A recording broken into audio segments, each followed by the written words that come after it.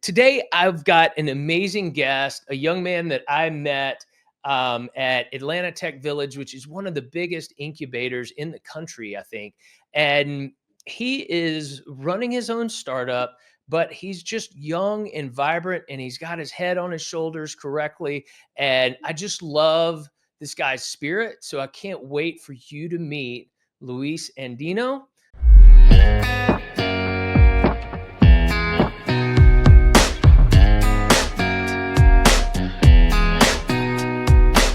Luis, thanks for joining Growthwell today, man. Thank you so much for having me. I'm very excited to be here talking to you and your guests and giving a little bit more about what makes my journey special to me. Yeah, and it looks like you're coming to us from ATV today as well, is that right?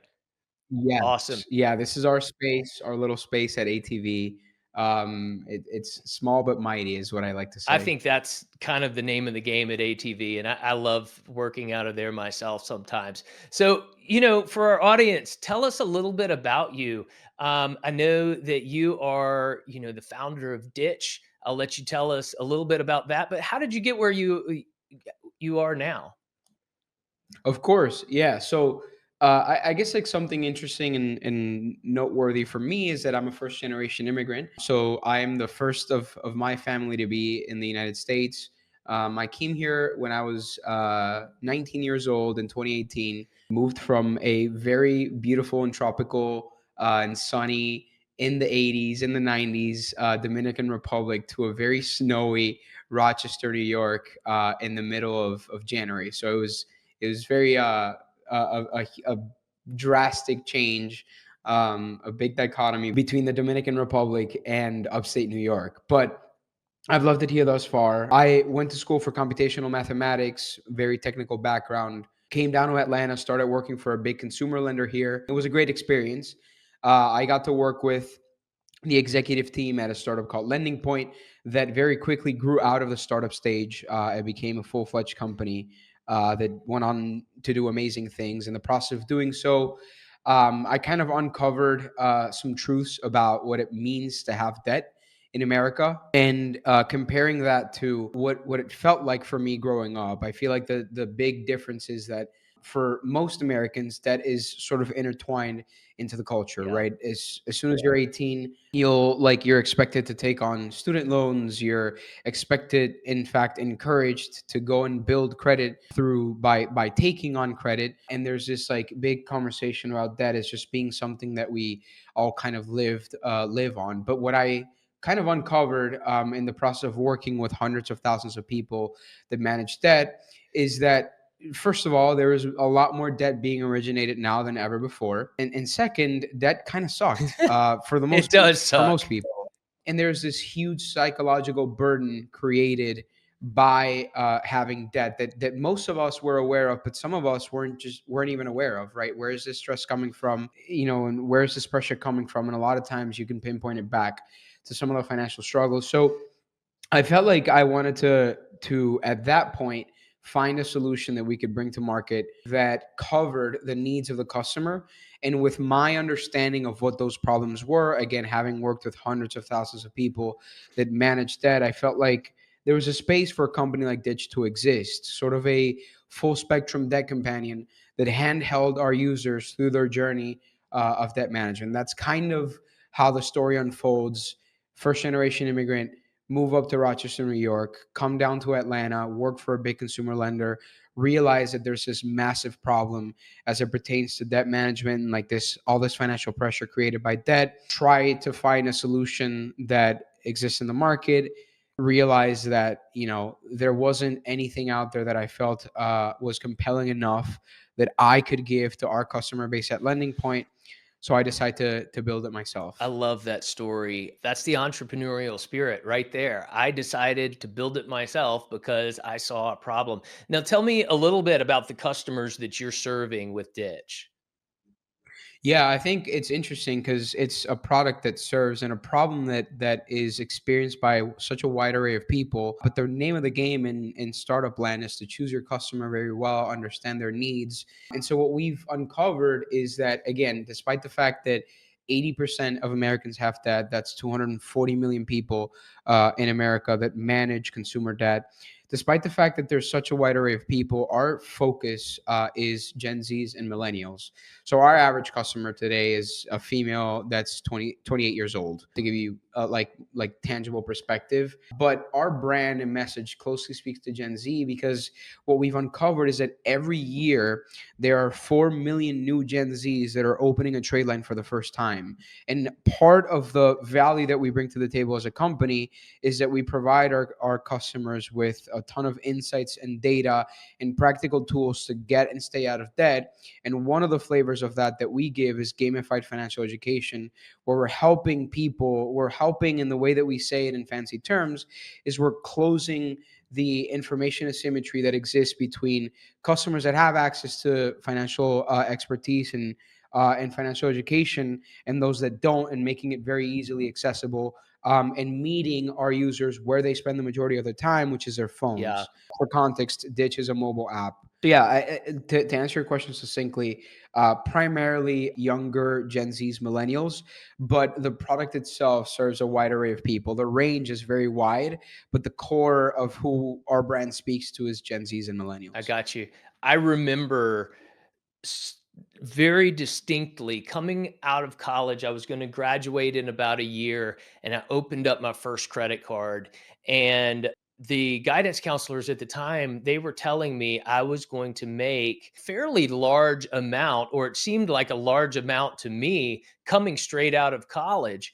And so I had this mindset that, hey, I'll charge it and I'll get a good job and I'll just easily pay it off in the first year because I'm used to living on a college kid's ramen noodle budget. So, this is going to be no problem. And I racked up $18,000 over the course of about 2 years. And it took me 10 years to pay that sucker off. And I felt duped. I felt stupid and foolish. And I'll never forget that lesson. So I love that what you're doing is going to help future generations hopefully not fall into the trap that I fell into. And I think that circles your why and your purpose, but that's really what I'd love to hear from you for the podcast listeners is, you know, you saw a problem and in the entrepreneurial spirit, you set out to solve it, but why? Why you? Yeah. This is the question where I typically lose people, because my why is can be misconstrued as unauthentic, or because it's such a cliche. And I guess before I get ahead of myself, my why is truly, it comes from a place of empathy. For my entire life, I've had an obsession with building technology that can change people's Hmm. lives. And again, here's where I lose people, because here's this answer that is so predictable and cliche, but it is still true to me, and I can't change Right. that. Truly, I set out to build technology that changed people's lives. That's why we are a direct to consumer product that helps people. What I uncovered working for a consumer lender, which by the way, consumer lenders have their place in society, and like we have customers that came to us with massive problems and financially, where no one else would help them, and the company that I used to work for would. And there's a great use case for that. But what I discovered as well is that there's a lot of pain and a massive psychological burden associated to managing Yeah. credit. And so, truly, the genesis of Ditch comes from a place of empathy for our customers, where part of at the tail end of my time at this company, we started working directly with our customers, started listening in on calls, started talking to more customers, trying to get their perspective, specifically in this case about refinances, and like how we can better position refinances for our customer base. And during the process of doing so, what ended up happening was that these opportunity IDs that represented a person all of a sudden became real people, Mm, right? And what before was ID number, 56789, is now John Smith, right. or Linda, who has 3 kids and is a single mother from Cleveland, Ohio, and has $26,000 in debt. And so this, like, humanization of these opportunity IDs creates in me this sort of like brewing like desire to go and actually make a material change to ever so slightly tilt the odds a little bit more in favor of the indebted people in Yeah. America. I love that. That's a huge why, and I don't think it's that cliche. Knowing you a little bit, it really resonates with what I know about you, and I believe you, and I think that is going to take you very far. But it's a huge, huge mission, right? So how do you stay balanced? You know, what rituals, habits, routines do you have that kind of help keep you on track, keep you focused, um, to get it done, but also not go mentally crazy trying to overcome this huge problem in America. Yeah, I think this ties into a question that I've answered previously, and there's examples of me answering this question in the past. But the question is like, what is hard about like, what's the hardest thing about startups? Right. And my answer to that question is that the hardest thing about building a startup is the execution. It's Mm. the consistent and relentless dedication to show up every single day and do so like gracefully and in a way that can inspire others. Because as much as I can extend myself to service the different areas of my business, ultimately I need people to help me do what I do. And we have a great team at Ditch that are all wonderful people that are continuing and have taken our mission as seriously as I do. And inspiring them consistently every day is a really really hard thing to do. And it comes from this consistent execution of showing up day to day to day. Because the beauty and the mystique of startups for a lot of people that are on the outside is this like massive liquidity event that might be in store for you at the end. But the reality of it is that that's only good for the first like week or two of you being an entrepreneur, a month or two of you being an entrepreneur. But then I don't even think about that No. in my day to day. It's not what keeps me coming back at all, right? So like what how do I create the balance? I think that for me, we do have an amazing mission, and we hear from our customers consistently, how much of an impact our product has on their lives, and how they are managing to keep more money in their pocket by reducing their net interest spend, and the things that they're able to do with this, and like how they feel this massive weight lifted off of their chest, and how that's so beneficial. So we do have that going. That makes it a lot easier to show up. But to speak a little bit more in the general sense, I'll kind of recount to some anecdote, like an anecdote that I have from my father. I think as I was growing up, I think when I was like 18, 19 years old, I started dealing for the first time with what were like, I guess, in hindsight, symptoms of Mm. anxiety, where I would get a little agitated, or I was under a lot of pressure. Because again, context that the audience may not have is that I when I graduated high school, I picked up a job at a hedge fund, and I started going to school at the same time. So my day to day was I would go to work, I'd go to class from 7 to 9 a.m. 9 a.m. all the way to 5 p.m. I'd go to my job, which was working at a hedge fund, very fast paced, and then 9 to 10 I'd go back to school p.m. And where were you So in my day school? in the Dominican Republic initially, and then I transferred from in 2018 from the school in the DR to Rochester Institute of Technology, which is a great Yeah. like and very very challenging technical school. RIT is a phenomenal school. But needless to say, one of the things that because I kept my father's someone that I really look up to, and he's someone that I use sparingly for his advice, but very like specifically for things that I need, because his words really go a long way with Right. me. And one of the things that he kind of like drew out for me, which is this like mental picture that I have this day, is he talked about stress and anxiety as like sort of like air that fills up a balloon.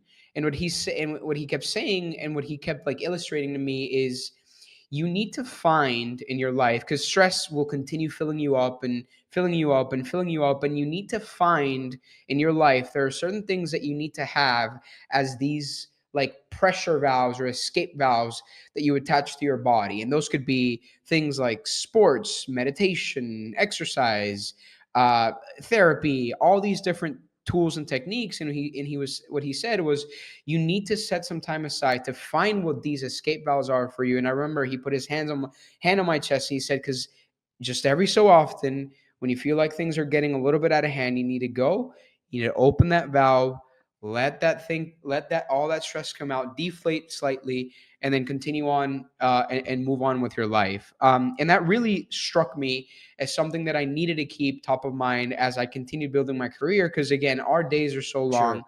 it's so tough to continue. I mean, every day is a challenge in the startup world. Challenges on the technical side, on the capital raising side, on the growth side, management, etc. But what I do, I think a good enough job at, to get me by, is I find those escape valves. Right. Right. For me, those are sports. For me, those are meditation. For me, that's like wellness therapies, like saunas, cold plunges, exercise consistently and every day. I optimize my nutrition. Right now and for the past 4 months or so, I've been doing the ketogenic diet, which has been very interesting to me. That's a whole thing that we could talk about. But there are things that I do for my health that are that how I can go and toggle that escape valve. And that's why when I feel the signs of of being overwhelmed and having this anxiety, I just go and twist that valve open, do whatever I need to do, to let that stress come out, and then that fuels me so I can continue on and come back. That's so important. And I love that you have such a clear vision of what that is for you. I was actually feeling kind of grumpy just this morning, and Yeah. I went to the gym to meet my trainer because that's the accountability system that I've put in, right? And so he's Hmm. expecting me to show up, and I wasn't feeling it. And after getting through, and I told him that. I was like, "I'm not feeling it, but I'm here." And he put me through the paces, and I have felt great the rest of the day. It's really magical what things like that can do, not only for your physical body, but for your mindset and your stress to, as you say, toggle that release valve, right? So, I find that in the busyness of running our own businesses and growing businesses and having a heart to serve others, which I share with you, you know, a lot of times we don't even realize we're off balance, right? We don't even realize we're grumpy or that we're not doing our best work or what the root cause of that is.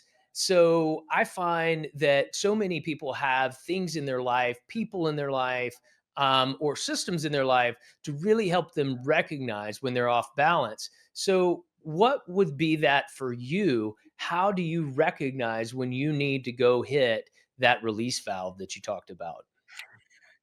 Yeah, I mean, I think that there's a uniqueness that I possess, which is that I am both very symptomatic and very verbose when it comes to my the way that I feel. And I think that, and this comes unfortunately from a place of like, it is an anxiety in and of itself. Like, I'm consistently checking in with my body, and for the longest time, it was not as a function of like, I'm checking in with my body to see whether I'm okay. It was, I'm checking with my body, because I feel like there's a Right. problem. Right. And so I think that what that developed in me was this like ability to be in tune Mm, with my body. And I'm very symptomatic. Like, it is very obvious to myself and the people around me when I am like dealing with the overwhelming like stress of my job and my life and so on and so forth. And just to like list those things out, like quite specifically, I have struggled with sleeping, mm. and as soon as I like pick that up, those are things. I'm fatigued consistently, like during the day. I get like joint pain. I get like slight little like eye twitches. So I'm very symptomatic Gotcha. when I'm getting to that point of anxiety, and I'm also very verbose. Right, I talk about it very frequently. I go to the people around me that I love and that love me, and I'm like very, very verbal and very vocal about the way that I'm feeling and why. And even just having that narrative with myself and others, I think like it allows me to very quickly rectify Yeah. which I think is a quality that people that operate, and that are operating at the sort of like intensity that we do Yeah. have. It's almost a requirement for you to be able to do that. When you see these guys that are on boards of 5 different companies and have 2 companies that they manage, and you're like, how the heck Yeah. do they do that? Well, they probably have an extraordinary skill to check in with themselves and know how to toggle it, how to pull on those levers. I don't think I've mastered that yet, Yeah. but I do know that I'm aware that that's a skill that I need to build and that I work on Yeah, consistently. I do something similar to Tim Ferriss's morning pages, right? Just writing down Right. how I feel and taking time to take notice of it. And so I think that is a really powerful skill. Now, you told me something interesting about you, and it doesn't really flow quite into my questions here, but you said you don't use an alarm clock, and that's one of your tricks for yourself. I really want to hear more about that because that is something that really stuck with me, and I didn't ask you why off camera because I really wanted to hear it in the context of this Yeah. podcast. So why don't you use an alarm clock, and how in the world do you get to things on time?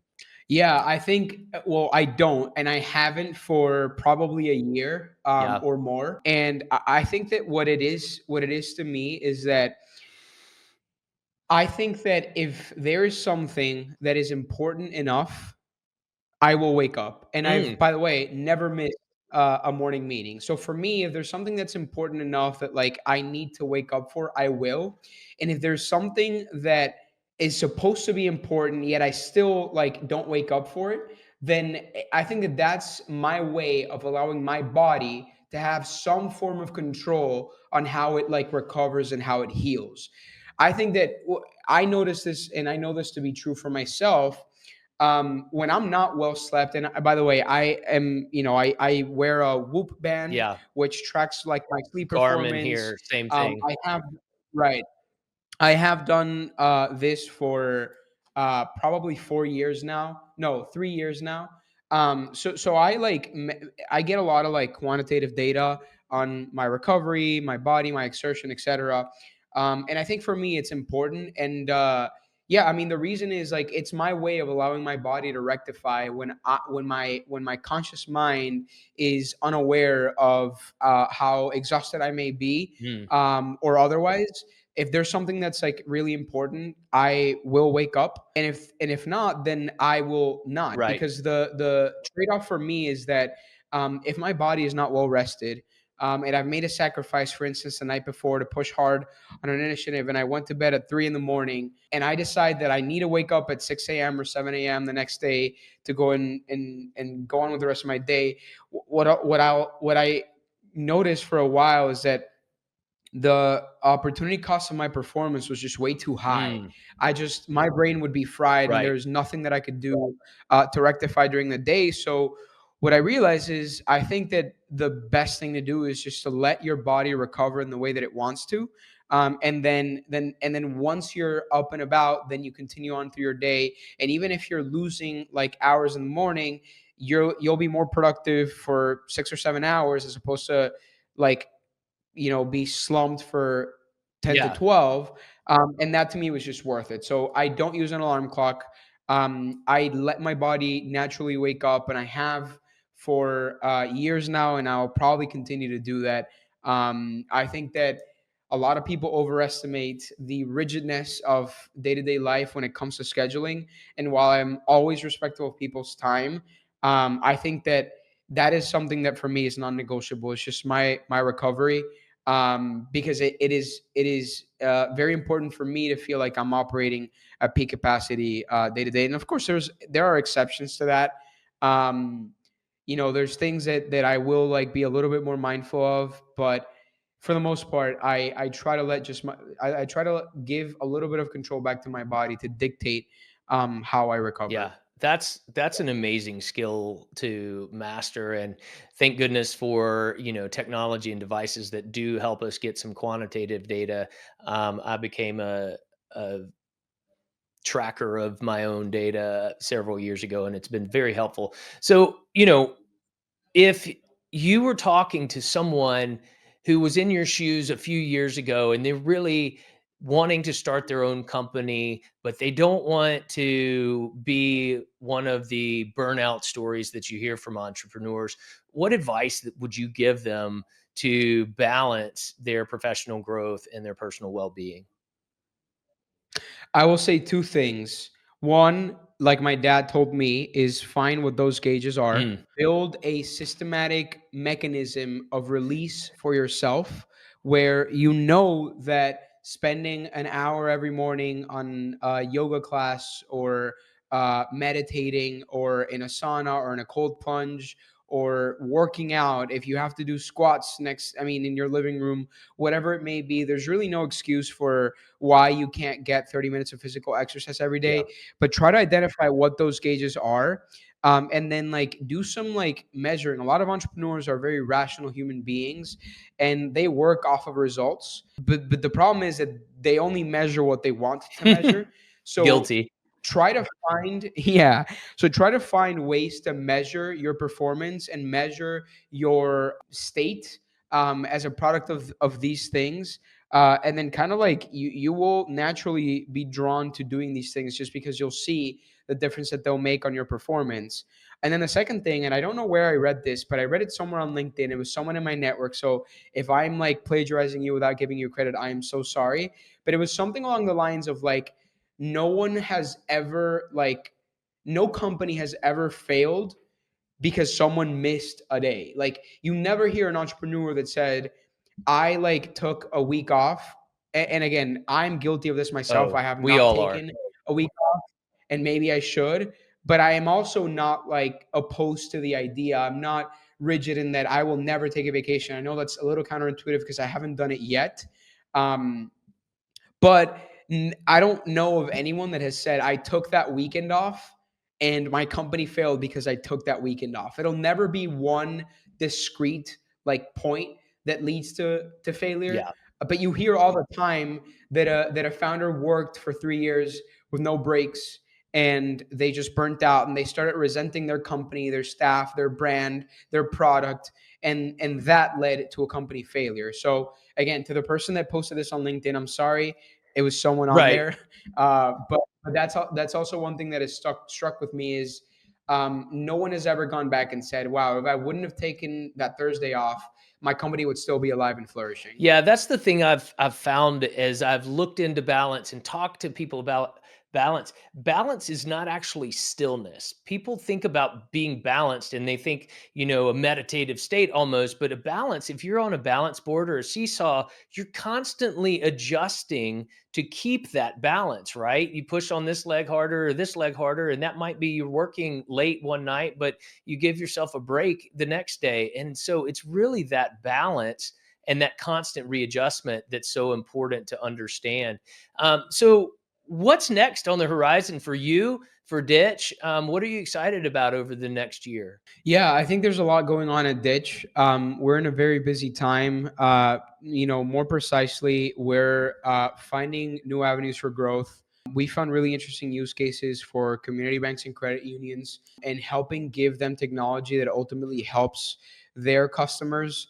And we found this like amazing triangle of synergy where we are able to profitably grow. The customer gets this newfound toolkit that promotes positive financial behavior, and the credit unions are implicitly and explicitly benefiting from having their customers use these tools.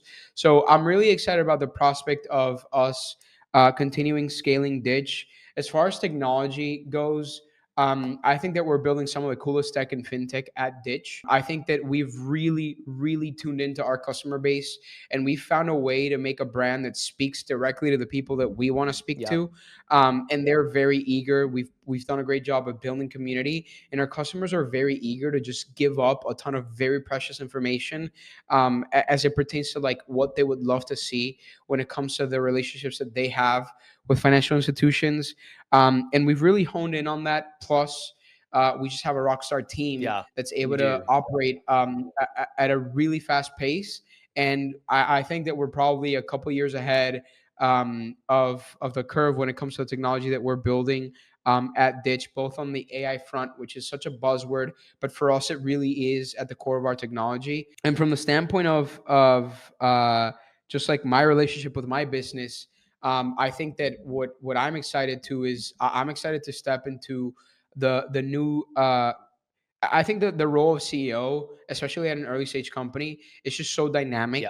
One, for a stint of a couple months, it is like researcher. For a stint of a couple months, it means engineer. For a stint of a couple months, it means manager. For a stint of a couple months, it means master networker.